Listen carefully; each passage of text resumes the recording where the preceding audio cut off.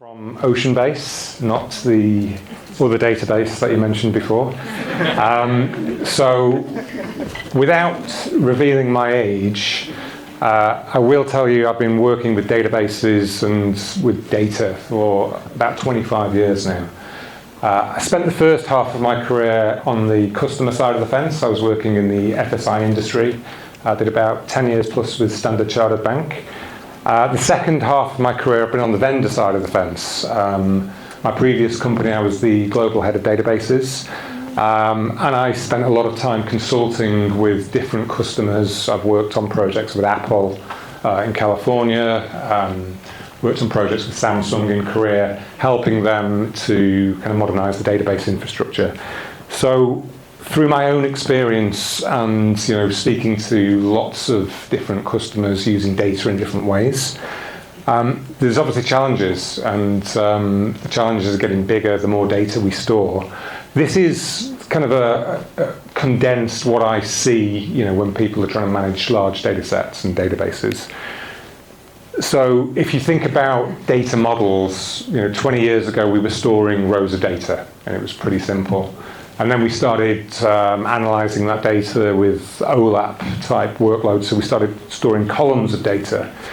And then since then, we've got IoT devices, we've got mobile devices, we're storing different types of data. We're storing geospatial data, we're storing images, text, videos, you name it. So there's a lot more and a lot of different data models around these days.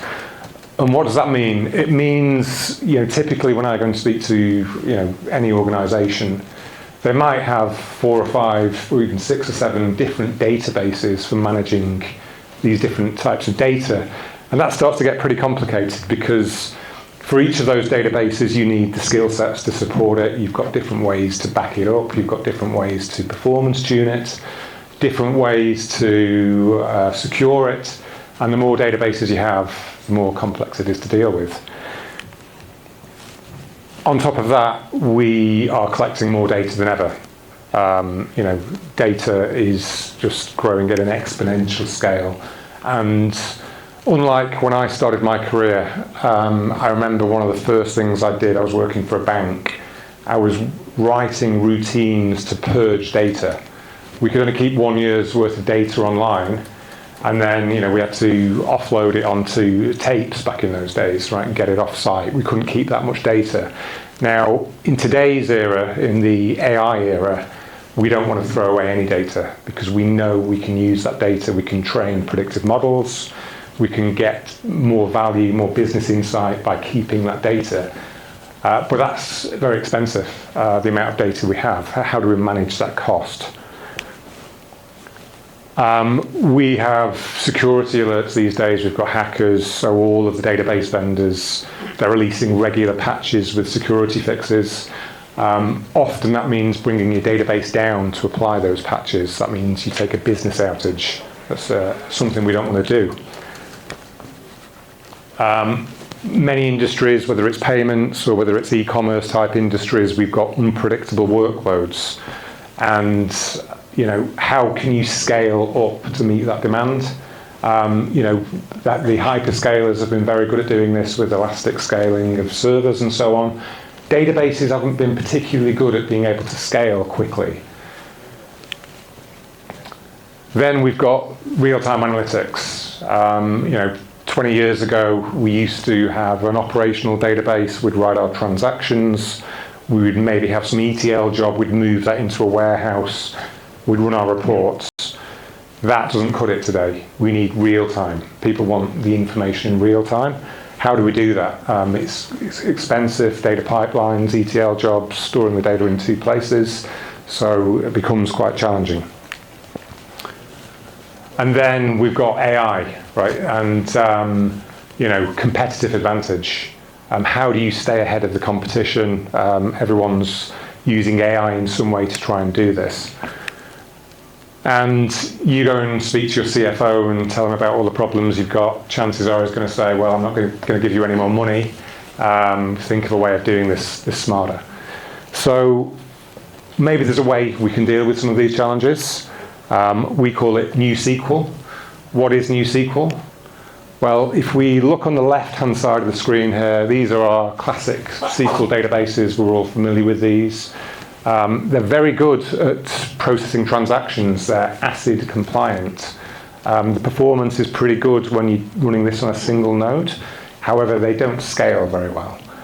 On the right-hand side, these databases have emerged over the last 10 or 15 years. These are native distributed databases. So they're really good at scaling. They're really good at giving you performance. They're not very good at processing SQL. There's really limited capabilities. You certainly couldn't run a banking system on one of these because it's not ACID compliant. So what we've tried to do at OceanBase is if we could take the best of both of these types of technologies and merge it together and offer you this in one unified platform. So at the heart of OceanBase, we have this converged data model. So we store rows for your transactional data. We can put it in columns for your OLAP reporting, wide columns for unstructured data, key value stores for things like time series data, documents, and spatial data. And we can store all of this in the same database engine. Right, so we can unify this data and bring it together. We can access the data through SQL queries. All developers love SQL. Everyone's familiar with it. If you've been using the NoSQL databases, you might be familiar with HBase or JSON or Redis, perhaps. We have the APIs for all three of these, so you can access that unstructured data. And then, of course, we have a vector search engine, and I'll talk a little bit more about what that means. So if we think back of a couple of those initial challenges we had, unifying this data model gets rid of having to store this data in lots of different database types and the challenges that surround that. So let's take an example here. So a very simple question, right? Find me a coffee house that's nearby to my location. It's got to have a ranking of 4 stars and it's got to have good reviews. So if you break that simple question down into its components, you've got a row store, right? And you're going to use a B-tree index to find anything with 4 stars or more. Pretty simple stuff. You've got some spatial data, so you can locate the coffee shops that are near me. But the more challenging bit of this is what is a good review? These are text strings, right? And I can't use a keyword search to search through, 20 lines of text from a customer reviews and work out whether that's a good review or not. So you're probably familiar with vectors, vector databases. These are hanging off large language models. So you would store a vector which describes the semantic meaning of what that review is, and then you can do a similarity search to pick out a good review. So already here, with such a simple question, we might have 3 different databases to do this. So is there a better way of doing this? Is there a way we could manage all of this in one space? Well, we can store all of these data types in OceanBase. Now, the key to this is this vector search engine. So let's take the same question again. How do people do this today? Well, they've got the transactional data in one database, they've got the geospatial data in another, they've got the reviews, they've got the vectors and specialized databases for searching vectors.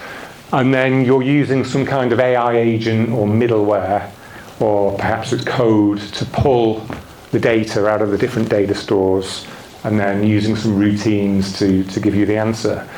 With OceanBase, we can store all of this in the same database. We've got all the data here, but the magic behind this is the query engine, what we call hybrid search.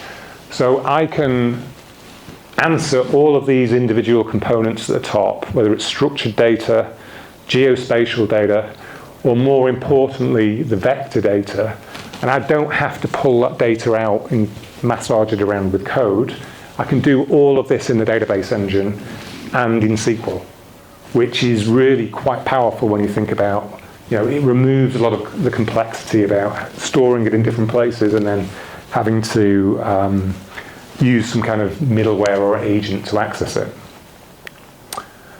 So again, a way of keeping that competitive advantage.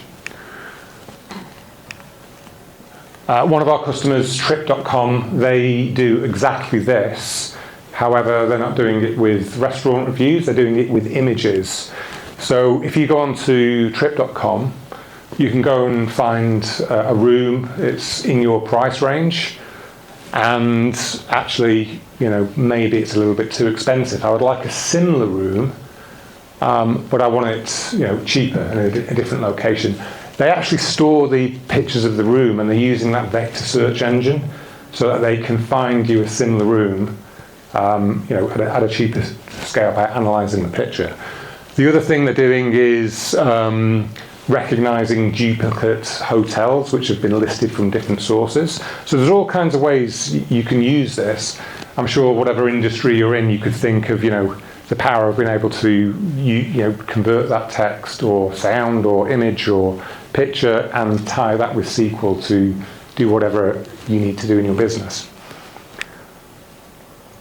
I'm going to give you a sneak preview here of a new feature. This is something that it's in preview mode in China. This is a cloud feature which integrates tightly with OceanBase. It's called PowerRAG. So you're familiar with retrieval augmented generation. So this is a service for developers, and it's a powerful module that integrates directly with the database. So with this, you can quickly implement a full set of features. So that's including document storage, sharding, vector retrieval, and an intelligent Q&A based document knowledge base. So it really reduces the time and complexity for developers to build something like this and get up and running. Natively integrated into OceanBase, and of course it's leveraging the OceanBase storage and the vector search engine on the back end. So if you're integrating this into large language models, you've got the document managers features, you can quickly build an AI application that supports intelligent Q&A and knowledge use cases. And all you need to do is upload your documents or images or whatever the content is, and then call APIs. So one of the benefits of this is that PowerRAG will automatically generate the vectors.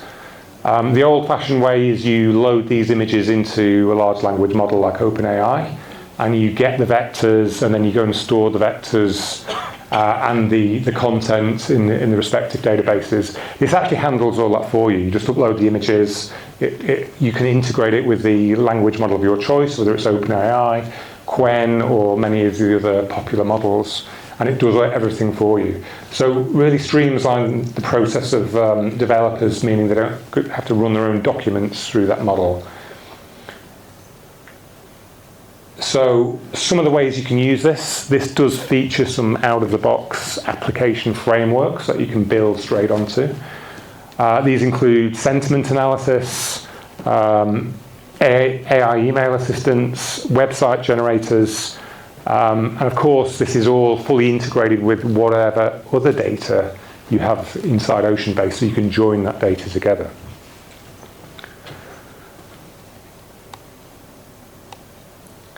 All right, so I'm going to change track a little bit, because obviously the amount of data that we store these days is often a barrier to fully utilizing it. So what are some of the methods that we use to help reduce the cost of storing all of these different data types? Well, the first one is around multi-tenancy. So if we take a look at the picture on the left, in this example here, we've got 4 databases. We've got 2 Oracle databases, 2 MySQL databases. Now, when you provision a database, you provision the CPU, memory resources, storage that it needs. You inevitably don't end up using all of that. And most of the DBAs I've worked with, they like to guess what the workload is going to be on the large side, right? Because nobody wants to get caught short and you've not provisioned enough. So they kind of overestimate. And what I'm illustrating here in the red is the wasted space. The blue is the resources you're using. The red is wasted dollars because you've provisioned these resources, you're paying for them, but you're not using them. And then when you're doing this at scale, you end up with a lot of wasted resources. So the way we deal with this in OceanBase is through our multi-tenancy architecture. If I take those 4 databases and migrate them into OceanBase, each tenant carves out the resources from an OceanBase cluster that it needs, which can be scaled dynamically, meaning you end up with a lot of free space, the green at the top. So with that free space, perhaps I add in database 5 and 6 in the same resources I would otherwise be using in the siloed architecture. So again, it's a way of saving on the costs. This is going to get a little bit more technical in terms of the architecture of OceanBase. I'll walk you through the key things. So we start off with zones. And typically, OceanBase is deployed across 3 zones. So if you're running this on AWS, for example, you're all familiar with availability zones. We're going to have 1 node or in each of those 3 zones. Now, a zone doesn't have to be an availability zone. It doesn't have to be on cloud. It could be on-prem. Perhaps you've got 3 data centers on-prem. Perhaps you don't have 3 data centers on-prem. Perhaps you've got 1. It could be a server room in the same data center, 3 distinct server rooms. Perhaps you don't have that. It could be 3 racks in the same server room. The key point about a zone is that it's a discrete failure domain. So in computing terms, that's, it's in its own rack, it's got its own network, top of rack switching, it's got its own distinct power. So once we have the 3 zones, we deploy an OB server in each zone. So that's a machine. It's either a physical machine, it's a VM, but we have 3 of these. Now, the interesting thing about this from an application developer perspective is we've got our apps at the top. They don't speak to the cluster. They don't know they're speaking to a cluster. We have what we call OB proxy. So this is an endpoint, an intelligent endpoint, and that's all you point your application to.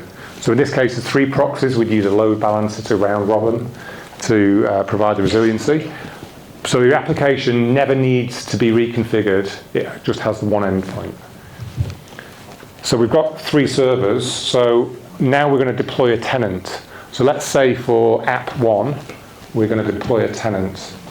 So this is carving out some of the resources on that cluster of nodes. In this case, I've carved out half of them. I'm now going to put my tables in the tenant. Right, so we've got a new concept now. So we've got a concept. Imagine these P1 to P6 are tables in your application. We have a concept of leaders and followers. My application, by default, is only going to read and write from the leaders. Certainly for writes. Whenever I write into P1, it's going to replicate the data into the 2 followers. So I've got 3 copies of the data. Now let's say I deploy another tenant for application 2. I'm going to say my primary zone for this tenant is zone 2. So now my leaders are on a different machine. And then again, application 3, we'll have another tenant for that one. That one's going to have a primary zone of zone 3. So this is a rudimentary way of load balancing my workload across all of the physical machines and resources in the cluster. So if you think about the old-fashioned way, I've got a primary server and a standby server. The standby server is not doing anything. I'm paying for it. This is a way to actually spread the workload throughout the servers in whichever data center or cloud AZ they sit in. Let's say the zone 1 machine is starting to get a bit hot. There's a lot of workload coming in there. I need to load balance that. What I'm going to do is I'm going to say for tenant 1, I'm going to make my primary zone to be 1 and 2. Now, Ocean-based will automatically promote leaders on zone 2. Sebelum saya mulai, saya mau tanya juga dulu sama teman-teman. Siapa yang sehari-hari udah menggunakan generative AI di kerjaannya nih? Boleh angkat tangan nggak? Oke, udah banyak nih. Oke, belum half ya. Mungkin kalau bahasa simple, ada yang pakai ChatGPT atau teman-temannya gitu nggak? Oh, makin banyak ya.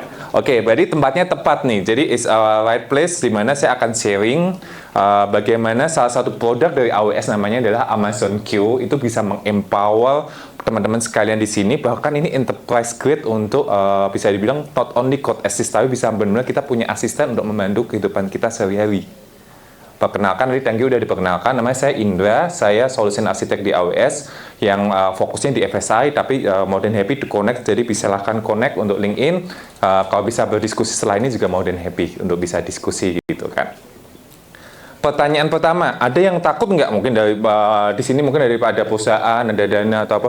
Kalau udah pakai AI itu kerjaan kita bahaya nggak sih?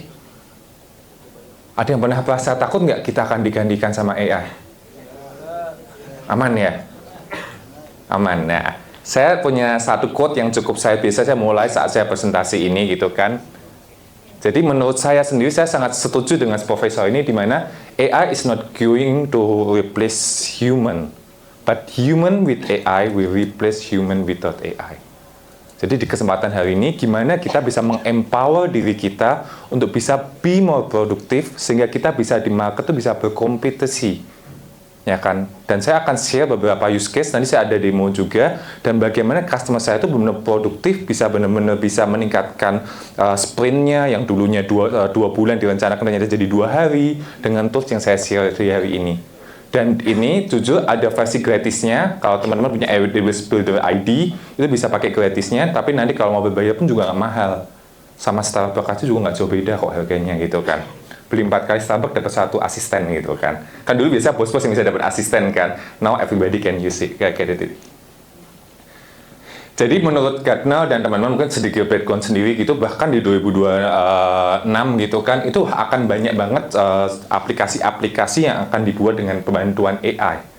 Ya kan, tapi kembali lagi jangan takut karena kita ada nahkodanya. Saya yakin di sini ada developer, ada apa, AI nggak bisa jalan sendiri kalau nggak ada nahkoda yang benar. Bahkan AI yang dijalankan tanpa nahkoda orang yang baik, itu bisa jadi malah bermasalah, berbahaya gitu kan. Dan bahkan itu membring the revenue sekitar 4,4 triliun USD. Oke, enough for itu. Nah, saya mungkin ada yang belum kenal AWS, saya short aja karena waktunya juga terbatas. AWS adalah salah satu cloud provider yang bisa dibilang paling tua gitu kan. Kita berdiri dari 2006, kita subsidiary-nya dari Amazon. Dan the fun fact is like kita tuh benar-benar bisa punya ada satu prinsip di mana kita customer obsessed. Selama saya masuk ke AWS 3 tahun yang lalu, waktu itu penurunan harga itu baru 104 kali, sekarang udah 134 kali lebih gitu kan. Dan we are the highest customer base of the cloud provider itu sendiri gitu kan. Nah, jadi intinya biasanya juga itu cukup menarik dan kita udah ada di Indonesia.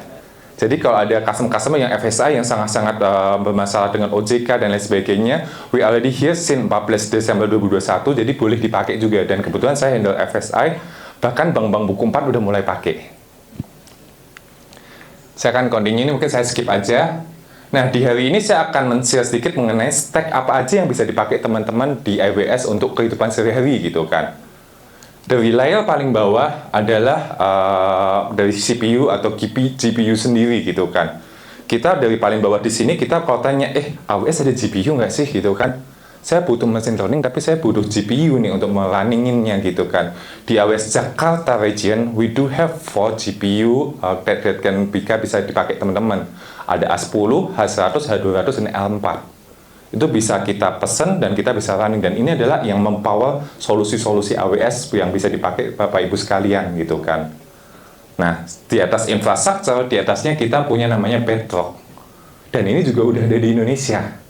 Jadi seperti yang tadi kata Dani gitu kan, saya mau pakai Qwen, saya mau pakai DeepSeek dan lain sebagainya.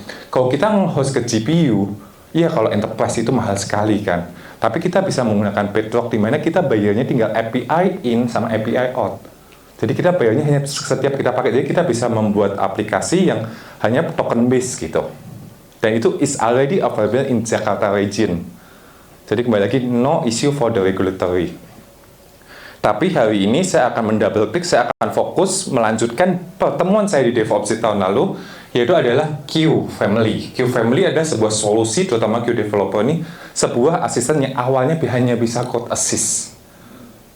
Tapi ternyata bisa banyak hal sekarang, gitu kan. Bahkan tadi nanti saya akan sebelakang, ya Q ini adalah sebuah generative AI yang akan dipakai, yang bisa di-embed di beberapa, mungkin di IDE Bapak Ibu, bahkan juga bisa di terminalnya, gitu kan. Personanya apa aja sih? Mungkin yang ikut tahun lalu mungkin lihat slide-nya kok mirip ya, gitu. Tapi saya akan lihat sesuatu yang cukup menarik, yang sangat berbeda, gitu kan. Nah, kita fokus di developer yang awalnya personanya itu adalah developer, IT professional, data scientist gitu kan. Tujuannya untuk mereview code dan lain sebagainya. Tapi ternyata setelah berkembangnya fitur evolusi, kalau tahun lalu saya masih ingat tuh. Hari pertama saya presentasi mengenai ini pakai IDE, bisa transforming Java, bla bla bla bla bla bla gitu kan.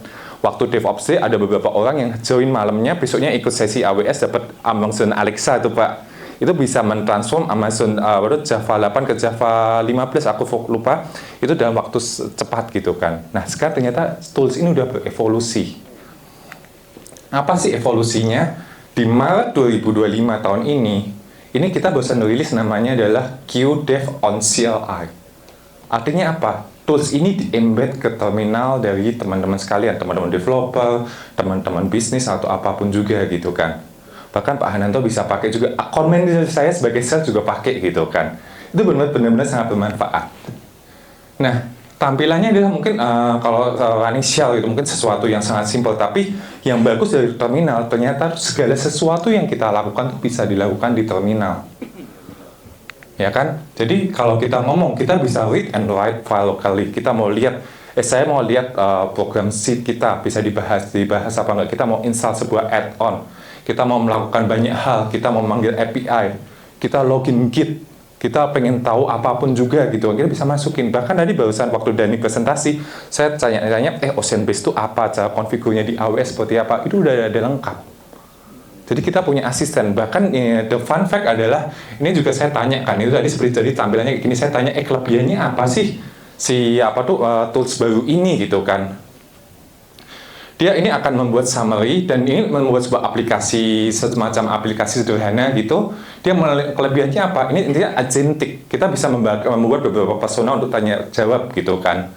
Dan yang menarik, dia bisa iteratif. Dia kayak manusia seperti kita. Dia kalau misalnya dilakukan gagal, kayaknya errornya ini kita coba lagi, boleh apa enggak? Saya mau install Maven yang baru, saya mau install package ini, boleh apa enggak? Dia sesuai. Jadi kita bisa seakan-akan kita punya asisten gitu kan. Jadi multi-tone conversation. Tapi kembali lagi, nah kodenya kita bisa membahas hal itu gitu kan.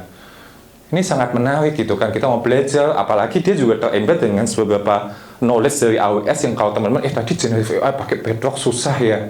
Gitu kan. Pasti ada orang yang API-nya saya belum pernah pakai AWS, deploy container itu kayak gimana ya? Saya tahunya cuma VM base.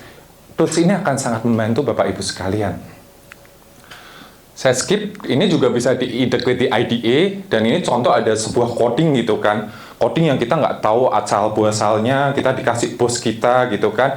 Kita coba scan, kita coba lihat, tolong bikinin dokumentasinya, topologinya, itu juga bisa.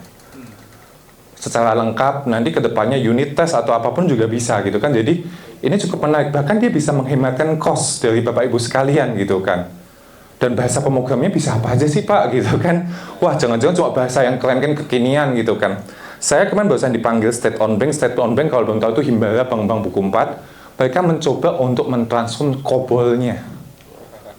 Bahasa, ada yang tahu nih ya, mungkin kayaknya COBOL belum pada lahir nih, apa itu COBOL gitu kan. Saya waktu ditanyain, secara dokumentasi sih belum ada tulisannya sih Pak, kita coba aja ya. Ternyata bisa dan customer-nya happy, lalu dia beli tools ini. Karena tools ini tuh yang profesional tuh harganya cuma $19 per user per month. Udah nggak perlu bayar modelnya, nggak perlu bayar apanya, tinggal pakai aja gitu kan. Ini tuh topologinya, detailnya, perubahan apa-apa kelihatan. Tapi kan ini kan slide default kan Pak Indra pasti bawa kemanapun kan. Nah, makanya di kesempatan kali ini saya akan coba nih. Saya akan membuat sebuah aplikasi yang bisa dipakai di financial sector industry untuk mengekstrak KTP. Kira-kira kalau tiba-tiba Bapak Ibu sekalian nih, mungkin boleh kira-kira gitu. Kalau disuruh kasih sprint untuk bikin aplikasi kayak gini berapa lama sih? Apalagi disuruh pakai AWS, pakai Bedrock. So belajar lagi gitu.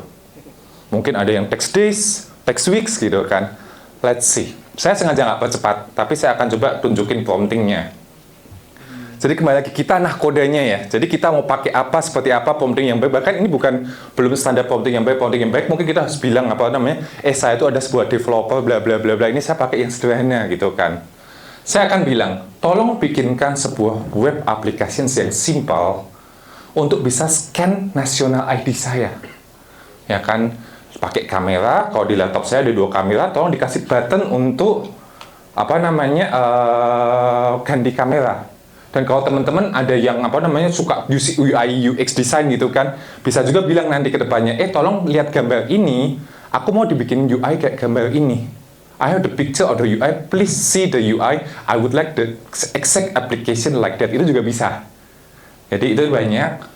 Dan saya pengen ngambil foto ini, pakai bahasanya apa, kalau teman-teman jago apa, tinggal disuruh aja. Udah ada asisten, ini contohnya saya pakai Node.js. Tujuan utama dari aplikasi ini, saya pengen meretrieve detail dari KTP saya gitu kan. KTP siapapun yang di-scan.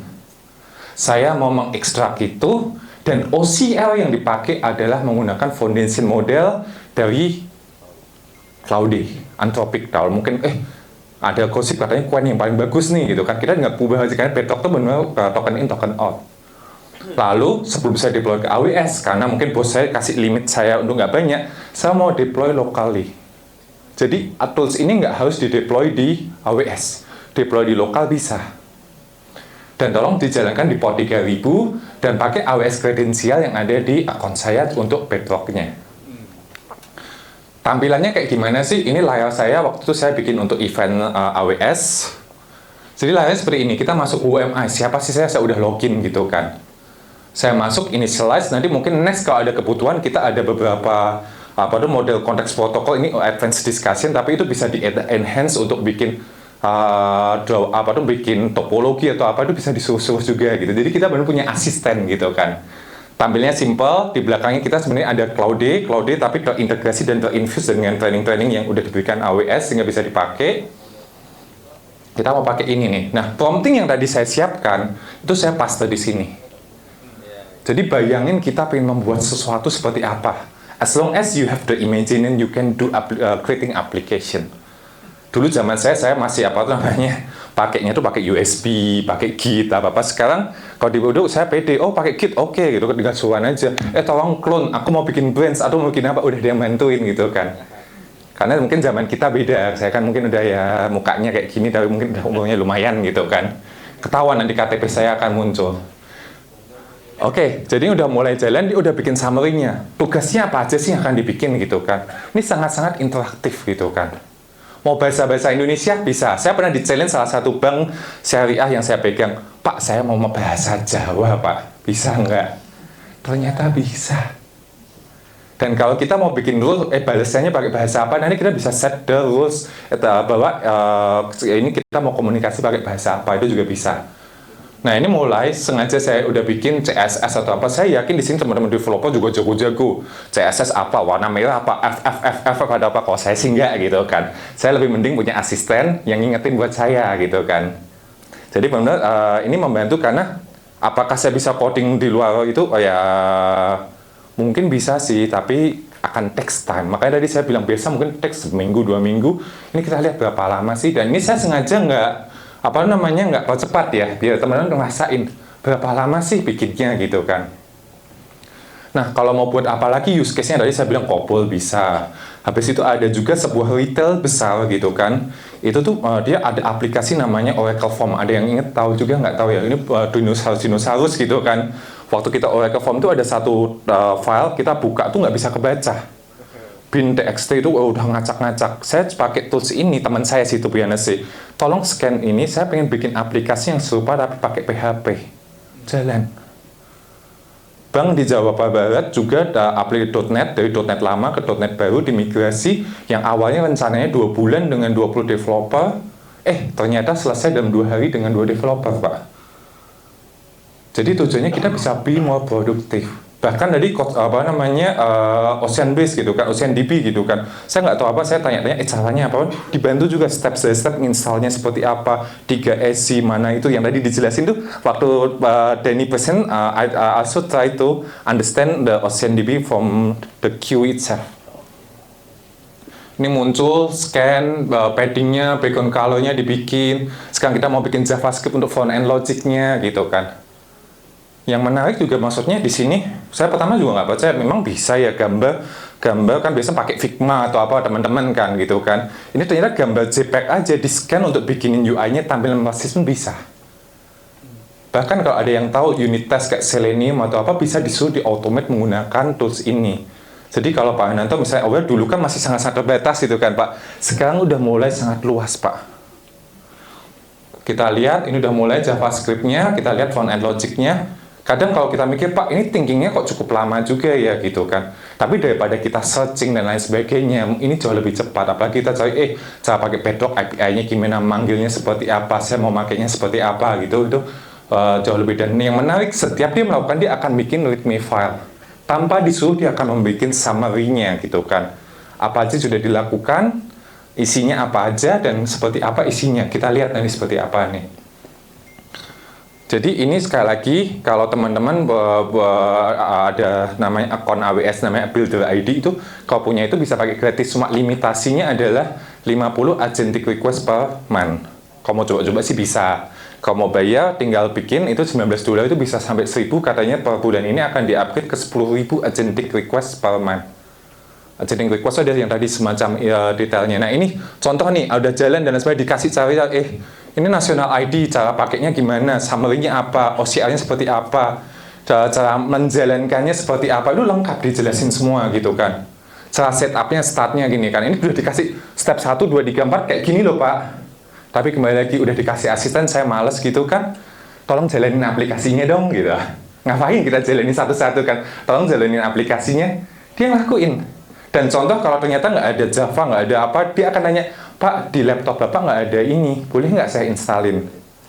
Jadi saya kayak punya asisten gitu. Saya benar-benar semenjak Maret ini, hidup saya sebagai solution architect di AWS tuh become more produktif, more easy. Tapi kita bisa lebih fokus ke yang lain gitu kan. Jalan, dengan saya suruh aja dia jalan, dia udah jalan di localhost. Ya kan, kita lihat aplikasinya kayak gimana sih. In 6 minutes, a few second itu jadi. Ya kan, ini saya drag and drop, waktu itu saya bikin cuma gara-gara disuruh presentasi saya bikin gitu kan. Tampilannya simple mungkin kan. Tapi mungkin ini sangat membantu karena kita bisa diinfus, kita bisa masukin. Ini KTP saya masukin, sekali lagi mohon maaf kalau ada foto KTP-nya nanti jangan dipublikasinya ya. Nanti soalnya pinjol dan lain sebagainya, saya nanti bingung nih nanti, tolong maaf. Tapi intinya ini bisa langsung dapat OCR-nya, JSON-nya. Ya kan, kalau kalian mau scan, mau upload, kalau yang ini nggak apa-apa gitu, upload image, saya bisa masukin KTP pun, itu bisa, dan bahkan kita bisa bilang, ini KTP palsu atau apa, kita minta AI-nya AWS untuk mengidentifikasi itu bisa. Dan kalau kita lihat JSON-nya, kita bisa lihat, kita mau JSON udah dimasukin database atau apa, itu bisa dapat informasinya semua. Jadi kita bisa menggunakan ini untuk di-embed ke aplikasi kita. In 6 minutes gitu kan. Nah, dia bisa apa lagi sih Pak? Yang paling dibenci developer apa? Dokumentasi gitu kan. Selalu, dulu juga bikin dokumentasi tapi tampilannya masih biasa banget gitu kan. Nah, ini sama, saya sengaja bikin session baru teman-teman di sini. Personanya adalah tiba-tiba tadi udah ada aplikasi jadi, tiba-tiba di-assign orang lain untuk datang, Pak datang tolong dong lanjutin aplikasi ini, tolong bikinin dokumentasi. Jadi kita anggapannya kita nggak tahu apa-apa, we don't know of anything about the project previously. Nah, saya akan cek scan. Ternyata foldernya nggak ada. Dia habis itu ngecek laptop kita. Karena saya udah kasih izin, dia ngecek laptop kita. Pak, kayaknya adanya nama project ini. Saya akan coba cek, akan lihat strukturnya. Saya akan bikin HTML file untuk bisa Bapak Ibu lihat secara struktur seperti apa, kelebihan apa, kekurangan apa, dan security concern-nya apa. Jadi dia sampai melihat kelebihan dan kekurangannya juga gitu. Ini bisa sangat membantu, intinya Saya yang dulunya bikin demo tuh selalu bikin demo lama atau apa. Sekarang as long as kalian punya pikiran, punya contoh nih tadi saya sempat cerita gitu kan. Ada database MySQL atau mungkin OceanDB atau apapun. Tolong scan OceanDB, ini kredensialnya, cek skemanya. Saya mau bikin sebuah Python script untuk menggenerate data 1 juta karena saya mau load test.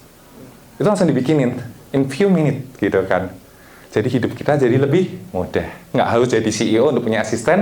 Bukan reliability lagi ya. Kayak kita bisa dapat tuh reliability yang tinggi, tapi permasalahan terbesarnya adalah cost.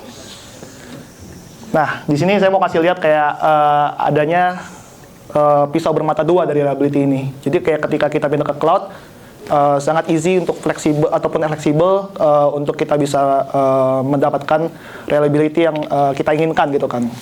Kayak misalnya kita nge-set SLO 99,999% tuh kayak gampang banget untuk reach itu kan. Nah, tapi sometimes ketika kita nge-set si reliability itu sangat tinggi gitu, dengan seperti misalnya over provisioning, kita bisa naruh ke multi region gitu, kita juga ada konsekuensi cost yang sangat tinggi juga. Sedangkan sebenarnya performance dari aplikasi ataupun apa yang kita develop di dalam cloud itu nggak sebesar itu gitu. Itu jadi seperti pisau bermata dua dari high reliability yang ada di cloud. Nah, terus yang kedua, ketika kita memanage cost itu sendiri, di dalam manage cloud billing data itu kita seperti kayak menyusun puzzle gitu. Ketika kita misalnya membuka billing report, itu kayak banyak banget terms-terms yang asing dan kayak banyak banget row-row yang kayak kita rasa kayak nggak terlalu kita butuhkan gitu untuk kita lihat. Jadi kayak kita jadi terdistract dari apa yang ingin kita dapatkan. Jadi kita malah nggak mendapatkan insight seperti yang kita inginkan gitu. Dan kayak kalau misalnya kita mau ngomong ke orang finance gitu, kita ngomong ke orang finance yang akan memberi kita budget, itu akan kesulitan juga karena mereka kan akan menemukan terms ataupun juga bahasa yang tidak bisa mereka pahami dan jadinya akan jadi silo gitu. Yang menghitung untuk masalah cloud cost akan kembali lagi ke salah satu departemen saja. Nah, ini saya kasih example, kalau yang sebelah kiri ini dari CUR, dari AWS, kalau yang kanan ini dari billing reportnya GCP. Nah, di sini kayak banyak banget row yang kita rasa kayak terlalu kompleks, dan kayak kita misalnya pengen tahu nih, misalnya satu resource nih bisa memberikan kita cost seberapa banyak sih. Nah, itu kayak kita harus lihat berbagai row dan kayak kita harus bisa menerjemahkannya sendiri gitu kan. Dan ketika misalnya kita ngasih report ini ke non-tech division ataupun non-tech departemen, mereka kesulitan untuk bisa membaca ini. Nah, praktikalnya sendiri untuk mempermudah gitu ya. Kayak kalau misalnya analoginya itu kayak di desktop. Kalau di desktop tuh kayak ada banyak banget icon ataupun folder. Itu kita masih tetap bisa kerja gitu kan. Kita masih bisa buka misalnya folder mana yang mau kita gunakan. Tapi kayak di situ kita mengalami kesulitan karena tidak bisa terfokus kan dengan folder yang ingin kita buka, karena kayak ada aja distraksi yang bakal bikin kita susah untuk memahami dari apa yang kita ingin pahami. Nah, di sini makanya ada suatu framework baru yang relatable ketika kita pindah ke cloud, karena untuk memanage billing cost dari cloud itu sendiri berbeda dengan on-prem, karena kalau di on-prem kan kita kalau secara financial masuknya kan ke capex ya, ke dalam capex yang kayak kita bisa bikin capacity planning kayak 5 tahun ke depan berapa banyak server yang mau kita beli dan kayak seberapa besar kapasitasnya. Tapi kalau di cloud sendiri kita kan sangat fleksibel gitu, sangat bisa naik turun. Dan kayak kalau misalnya ada yang kita klik ataupun kayak misalnya kita testing bikin network, terkadang kayak kita lupa untuk mematikan itu, kayak itu jalan aja gitu, dan kayak akan jadi kayak invisible cost yang bakal membludak pas lagi di akhir bulan kan. Nah, di sini makanya ada yang namanya framework ataupun juga culture baru yang bernama FinOps. Jadi di FinOps ini kayak ingin menyatukan bahasa dari developer, terus juga dari tim DevOps ataupun infrastructure, dan juga dari tim finance. Jadi kayak menghilangkan yang namanya silo dalam menjaga cloud billing data tersebut. Nah, untuk FinOps sendiri sebenarnya sama kayak DevOps. Kita berasal dari culture gitu ya, dari suatu cultural yang memiliki life cycle. Kalau untuk di FinOps sendiri, di life cycle pertama adalah inform. Jadi di life cycle inform ini kita harus bisa memberikan informasi sedetail mungkin. Jangan sampai ada kayak zona abu-abu lagi gitu ketika kita melihat cloud billing data kita. Terus yang kedua adalah ketika kita udah dapat informasinya, itu gimana cara kita bisa mengoptimize penggunaan dari cloud kita. Jangan sampai kayak tadi lagi gitu, kayak kita punya high reliability, tapi sebenarnya kita nggak butuh-butuh banget gitu, karena performance kita nggak segitu besarnya juga. Terus yang ketiga adalah operate. Jadi ketika kita udah bisa tahu sisi mana aja yang bisa kita optimize, itu bisa jadi kayak daily basis ataupun kehidupan sehari-hari gitu. Kita membuat suatu governance ataupun juga membuat suatu workflow yang bakal dipakai terus menerus selama setiap hari. Dan ini proses akan menjadi iteratif gitu, sama kayak DevOps. Bukan proses yang berhenti nyampe di operate, tapi kayak akan kembali lagi ke inform mana sih yang masih belum bisa kita lihat dan mana yang masih bisa kita optimize dan akan terus-menerus berulang seperti itu. Nah, untuk di FinOps sendiri ini ada 3 maturity level, ada crawling, walking, dan running. Nah, untuk di sisi crawling ini ketika misalnya suatu organisasi ataupun suatu orang masih baru menggunakan cloud dan kayak masih belajar lah menggunakan cloud itu kayak gimana.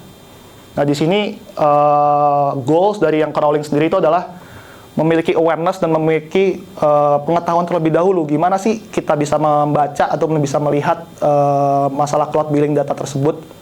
Dan di sini yang paling penting adalah pengetahuan dan awareness terlebih dahulu. Jadi kita belum bisa ngomong jauh-jauh, belum bisa ngomong yang rigid gitu ya, belum bisa bikin kayak peraturan yang rigid ataupun kayak memastikan kayak tiap tim punya budgetnya masing-masing untuk penggunaan cloud itu belum bisa. Karena kayak di sini kita masih baru belajar merangkak gitu.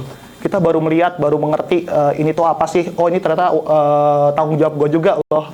Dulu tuh kayak misalnya masih di on-prem kayak untuk masalah penggunaan storage, penggunaan memori itu udah masalah infra gitu kan. Tapi ketika pindah ke cloud, saat ini jadi tanggung jawab bersama gitu, bukan cuma milik tim infra ataupun DevOps.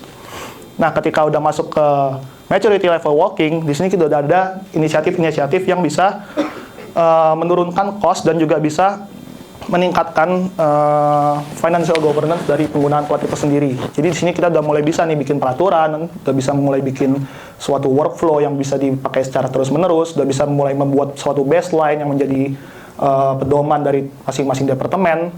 Dan ketika sudah di running, ini sudah masuk ke tahap di mana kita kayak udah bisa bikin bahasanya kayak COGS lah, kayak misalnya dari salah satu tim udah bisa ngomong nih kayak produk gue ini bisa menghasilkan segini banyak revenue, tapi juga memberikan expense yang nggak sebesar itu. Nah, kalau udah masuk ke tahap running, itu udah bisa masuk ke dalam di mana kita bisa memberikan sumbangsi ke dalam bisnis dari suatu organisasi itu sendiri gitu.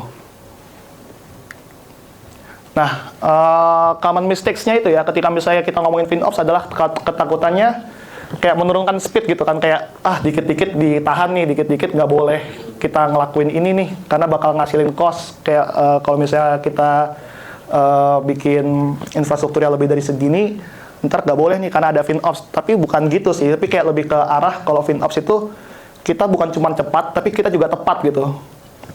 Kita bisa cepat deploy, tapi kita juga bisa sesuai dengan sasaran. Kayak tadi kan di awal saya udah bisa ngasih lihat kayak high reliability itu bisa menjadi pisau bermata dua karena nggak selalu kita butuhkan. Nah, gimana cara kita bisa dapat SLO yang sama, tapi dengan awareness finansial yang jauh lebih tepat gitu. Nah, makanya antara DevOps dan FinOps ini sebenarnya bukan suatu separation gitu, karena keduanya kan sama-sama culture dan keduanya juga suatu proses yang iteratif. Jadi ketika misalnya DevOps itu menuntut suatu kecepatan, terus reliabilitas dan juga automation dan juga continuous delivery gitu, dan di FinOps itu mengharapkan ada cost visibility dan juga akuntabilitas dan juga sustainable dari suatu penggunaan cloud, maka pertemuannya adalah suatu smart decision yang bisa mendeliver secara cepat dan juga memiliki efisiensi secara finansial. Nah, sebenarnya gimana sih caranya bisa menerapkan FinOps ke dalam DevOps culture itu sendiri? Yang pertama adalah bikin semua cost itu visible. Jadi semua komponen yang ada di dalam cloud provider yang kita gunakan itu harus punya tagging, harus punya label, harus jelas itu siapa sih, kepemilikannya ada di mana sih. Dan ada beberapa cloud provider yang memang tidak menyediakan misalnya labeling ke beberapa komponen, ya kita mau nggak mau harus bisa nge-labeling itu sendiri gitu, karena tujuan pertama adalah kita tidak boleh ada sisi abu-abu dari masalah cost. Terus yang kedua adalah educate dan align. Ketika itu semua udah ada labelnya, udah ada kepemilikannya, yang kedua adalah mengedukasi orang-orang yang merasa dulu itu semua serba silo. Karena kalau untuk masalah edukasi ini, kalau kita nggak bisa menyebarkan edukasi ke orang-orang yang bakal menggunakan cloud provider, nantinya akan kembali ke orang yang meng-governance itu lagi gitu, yang mengurus. Karena padahal kan harusnya ketika kita pindah ke cloud itu bukan jadi ke satu departemen lagi kan, tapi untuk ke seluruh departemen bertanggung jawab dengan biaya yang dikeluarkan. Nah, di sisi edukasi ini kita memberikan pengetahuan untuk gimana caranya kita ngebaca cost yang ada di cloud, dan juga di sini kita akan ngedevelop gimana caranya bisa membuat decision yang sesuai dengan pengeluaran cost yang ada di dalam cloud kita masing-masing. Terus yang ketiga, setelah kita bisa mengedukasi dan juga mengalainkan goals bersama, yaitu kita menetapkan baseline metrics. Jadi kayak menetapkan kayak normalnya tuh kayak gimana sih? Normalnya dari kita untuk bisa ngedevelop tuh sebesar apa sih? Semahal apa sih kita boleh melakukan development? Jadi di sisi yang nomor 3 ini kita menerapkan baseline. Jadi kalau misalnya itu terasa kompleks banget untuk di awal, ketika di tahap crawling kita cukup kayak misalnya menetapkan kayak selama 1 tahun kita boleh mengeluarkan pengeluaran expense dari cloud provider itu sebesar apa sih? Di situ dulu gitu. Kita nggak perlu sampai nge-cascading ke masing-masing tim, tapi kayak lebih kebesaran terlebih dahulu. Nanti ketika kita udah masuk ke maturity level yang selanjutnya, baru kita bisa cascading itu ke masing-masing tim. Lalu yang keempat adalah foster collaboration. Ketika misalnya semua awareness yang udah kita buat itu kita lakukan, tapi kita nggak ada kolaborasi gitu, nggak ada platform untuk kolaborasi, itu akan menjadi silo lagi pada akhirnya. Jadi harus ada kayak platform kolaborasi seperti dashboard, ataupun misalnya ticketing, ataupun juga bentuk kolaborasi yang bisa menyatukan lintas departemen. Nah, ketika kita udah bisa memiliki awareness akan hal tersebut, ketika kita mau menerapkan prinsip-prinsip DevOps, kita akan mengalami perubahan culture gitu. Kayak misalnya ketika kita belum menerapkan konsep FinOps gitu ke dalam culture kita menjalankan practical DevOps sehari-hari, ketika kita tanya kayak will this meet or SLO, ya kita bakal mikir kayak yang paling simpel aja gitu, deploy aja ke 3 region yang berbeda, karena kan kayak nggak bakal terjadi outage gitu kan kalau kita naruh ke 3 region yang berbeda kan. Tapi kalau kita udah integrasi dengan FinOps, kita bakal berpikir jauh lebih strategik gitu. Kita akan berpikir kayak apakah dengan 2 replika dengan auto scaling itu sama dengan SLO yang kalau kita ngelakuin ke 3 replika ke 3 zone. Padahal kayak kalau kita ngelakuin yang di sebelah kanan itu tuh sama dengan yang di sebelah kiri. Tapi kalau kita nggak berpikir dengan financial awareness, kita akan melakukan yang sebelah kiri aja karena kayak ya udah, ini simple, ini selesai. Tapi kayak pas selesai kita buat di akhir bulan kita kaget gitu kayak wow, cost-nya gede banget gitu. Dan sebenarnya nggak sebutuh itu juga. Nah, kalau untuk praktikalnya sendiri, saya nggak bakal terlalu ngobrol soal tech stack-nya, tapi kayak ada beberapa lahan yang bisa kita alokasikan untuk FinOps di dalam cultural DevOps. Kayak yang pertama di infrastruktur as a code. Di IAC, kita ketika mau misalnya melakukan provisioning, kita udah bisa melakukan misalnya perhitungan cost dari apa yang mau kita provisioning. Kayak ketika kita baru masuk, contohnya misalnya ke Terraform Pan, kayak kita udah bisa ngitung gitu, kira-kira bakal sebesar apa sih pengeluarannya sebulan. Dan habis itu kan bisa disambungkan dengan kayak kita memiliki baseline tadi kayak oh dengan cost gini apakah kita udah menyentuh guard dari yang kita sudah buat gitu. Kita kan misalnya kayak ngelakukan guardrails misalnya di 1 juta selama per bulan, ketika misalnya kita mau nge-provisioning salah satu infrastructure, ternyata dia bakal lewat dari guardrails. Ya udah dari dalam pipeline IAC-nya dia bakal failed gitu, karena dia menyentuh guardrails-nya lebih dari yang kita sudah tetapkan terlebih dahulu. Terus juga di IAC kita juga bisa bikin kayak tagging itu sebagai hal yang mandatory gitu. Jadi ketika kita bisa melakukan provisioning atau membuat suatu resource baru, itu udah harus sebagai mandatory, dan kalau misalnya nggak ada tagging dari si pull request tersebut bakal langsung failed. Jadi akan dijadikan suatu governance. Terus kalau di development pipelines ke dalam sisi developer, ketika misalnya si developer itu mendevelop suatu aplikasi, misalnya di bagian pipeline user acceptance testing, melakukan stress test dengan aplikasi tersebut, akan dicoba ke peak-nya dan juga ke dalam average request-nya selama 1 bulan. Apakah itu akan menyentuh limit dari si infrastrukturnya atau enggak. Kalau misalnya menyentuh limit dari infrastrukturnya kan mau nggak mau dia bakal masuk ke yang IAC kan, dia bakal naikin gitu. Si infrastrukturnya itu bakal dinaikin si resource dari yang bakal ditempati dari aplikasi tersebut kan. Nah ketika masuk ke IAC kembali lagi ketemu dengan guardrails, jadi kayak itu akan jadi sinergi gitu antara yang di deployment pipelines dan juga dengan yang di IAC. Terus kalau untuk yang di observability dan on-call culture ini masuk ke dalam SRE, jadi kayak masalah cost ini udah bukan jadi hal yang dipandang sebelah mata, tapi dipandang sebagai hal yang seperti insiden. Ketika di observability, artinya di dalam dashboard ada matrix-matrix yang bakal menghitung anomali dari cost, melihat apakah ada yang menyentuh guardrails dari masing-masing tim. Seperti kita kayak membuat dashboard monitoring kalau misalnya kita sebagai seorang SRE gitu. Dan juga kalau on-call culture mungkin nggak harus seperti kayak langsung menelpon gitu kalau misalnya ada peningkatan dari cost, tapi mungkin memberikan notifikasi kayak daily optimization, terus misalnya memberitahu kalau timnya sudah mendekati guardrails, seperti itu. Nah, dengan kita mengimplementasikan DevOps ke dalam FinOps ke dalam DevOps, ada 3 benefit yang bisa kita dapat. Yang pertama adalah speed dan cost awareness, itu memberikan better prioritization. Jadi ketika misalnya kita udah tahu dari COGS-nya kan, ketika kita ngomong dengan orang bisnis kayak kita bisa memberikan prioritas nih, kayak oh kalau kita mau nge-develop aplikasi ini itu COGS-nya segini loh. Yakin nggak bakal mau ngelakuin implement action ini? Apa nggak mau ngelakuin implement action yang satu lagi aja gitu kan? Tapi kalau misalnya dulu kita nggak bisa melihat itu semua, kita nggak bisa ngomong gitu, nggak punya baseline omongan kita. Terus yang kedua adalah reliability itu menjadi lebih strategik, nggak kayak yang pertama lagi. Kayak kita mikir kayak udah depo aja ke 3 region yang berbeda, kita bikin 3 replika ke 3 region yang berbeda. Tapi ternyata kita nggak butuh kayak gitu. Atau kayak misalnya satu fitur itu satu database. Dan ternyata kayak setelah diimplementasikan dengan FinOps, kita nggak perlu bikin satu fitur itu satu database, data bisa dibikin ke dalam beberapa database gitu kan. Terus yang ketiga adalah autonomy dan juga accountability yang align. Jadi kayak setiap orang sudah memiliki ownership terhadap pengendalian cost ini. Jadi itu bukan masalah tim finance lagi, udah bukan masalah tim infra lagi, tapi masalah untuk dari semua pengguna.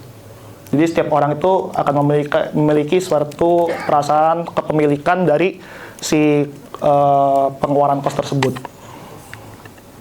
Nah, kalau untuk di AstraPay sendiri, kita ini masih di tahap crawling. Kita masih di tahap awal dari pengimplementasian FinOps ke dalam penjagaan cloud cost kami. Nah, kalau dari kami itu simpel aja sih, kita ngambil dari GCP resource cost, kita menggunakan GCP, itu kita masukkan ke dalam database ada 3 data, yaitu clean cost data, clean share cost data, dan juga resource utilization. Nah, clean cost data dan clean share cost data itu adalah data dari GCP resource cost yang bentuknya raw. Itu kita udah pilah-pilah mana aja sih yang bakal penting yang bisa digunakan oleh related function. Dan kalau clean share cost data adalah data-data di mana suatu resource itu digunakan bersama, karena kayak ada keterbatasan, mostly di setiap provider itu kayak memiliki keterbatasan, kayak satu resource itu nggak bisa dikasih tagging ataupun label yang lebih dari satu gitu. Jadi mau nggak mau kita harus bisa bikin automation untuk membuat clean share cost data, karena kayak ada beberapa resource kan yang emang digunakan oleh beberapa tim gitu kan. Nah, untuk kayak kita gimana cara membaginya itu udah adaptasi dari masing-masing company ya. Kalau di saya lebih ke arah pembagian seberapa banyak mereka menggunakan resource gitu. Kayak misalnya tim satu menggunakan resource sebanyak berapa giga, itu kayak kita hitung berapa persentasenya gitu. Nah, untuk semua data ini akan kita lempar ke satu dashboard FinOps yang bisa memberikan visibilitas, notification, dan juga report. Nah, untuk di sisi optimization-nya, dari notification dan report-nya itu akan memberikan identify beberapa opportunity, yaitu underutilized resource, cost anomaly, idle resource, dan juga right sizing opportunities. Nah, itu akan diberikan ke masing-masing developer dan nanti akan bentuknya masih seperti ticketing ke tim DevOps atau tim platform dari AstraPay. Jadi kita belum ada yang kayak dari masing-masing tim melakukan actionnya sendiri-sendiri ataupun misalnya automation gitu, langsung menjalankan perintah sesuai dengan yang ada dari opportunity yang kita dapat, tapi kayak masih bentuk ticketing karena kita masih crawling. Kalau misalnya kita udah masuk ke maturity level yang selanjutnya, mungkin kita bisa lebih rigid, tapi karena ini kita masih crawling, kita masih memberikan waktu untuk tim developer itu bisa menelaah terlebih dahulu nih opportunity-nya itu kira-kira udah bener nggak sih opportunity itu, apakah udah sesuai dengan action yang mau kita lakukan ke depannya nggak sih. Jadi seperti itu. Nah, kalau untuk success story-nya sendiri, dari 2 bulan kita menerapkan FinOps, kita menurunkan 28% monthly cloud cost secara overall. Terus untuk idle resource-nya tiap bulan itu 0 yang ada di cloud environment AstraPay. Terus juga untuk ad hoc ataupun kayak permintaan khusus untuk membuat suatu resource baru yang tidak ada di dalam activity plan kita itu ada di percentage 0,001%. Nah, akhir kata dari saya untuk nge-build suatu cost awareness culture itu kita bukan lomba lari sprint 400 meter, tapi kita itu maraton. Jadi kayak proses iteratif itu nggak boleh berhenti. Kita harus akan kembali lagi kalau misalnya ada trial error, kita akan kembali lagi ke posisi awal. Jadi membangun suatu cost awareness itu adalah